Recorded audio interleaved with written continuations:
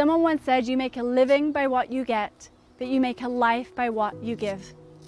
What might that look like for you, in your community, in your neighborhood? Let me take a moment to tell you about a couple of children. We'll call them Anna and Mark.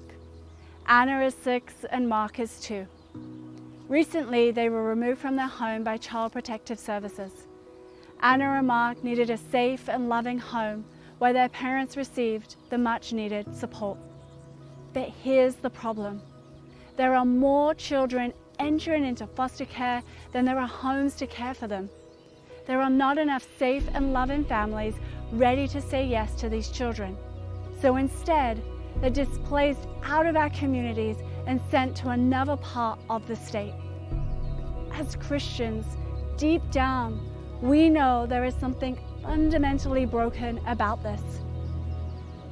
These are kids in our neighborhoods, and someone else in some other county is being asked to care for and love our neighbors.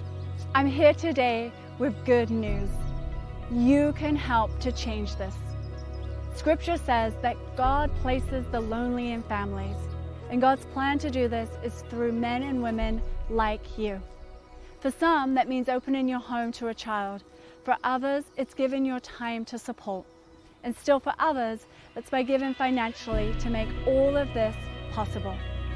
As the old saying goes, it takes a village.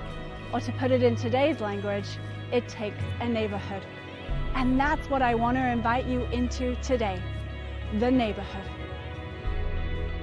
The neighborhood is a passionate community of monthly financial partners who long to see the day when there is a waiting list of families rather than a waiting list of children in need of a home. The neighborhood is the backbone of this movement.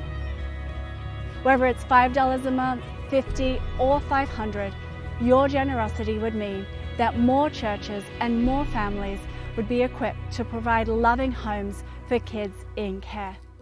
We've been a part of the neighborhood for the past 4 years, and we've always thought about the possibility of fostering, but it's just not possible for us right now. So this is our way to make a difference. We once heard someone say, not everyone can do the same thing, but everyone can do something. And so this is our something. It's a really tangible way for us to love our neighbors. Every day in our cities, young neighbors just like Anna and Mark are entering into foster care.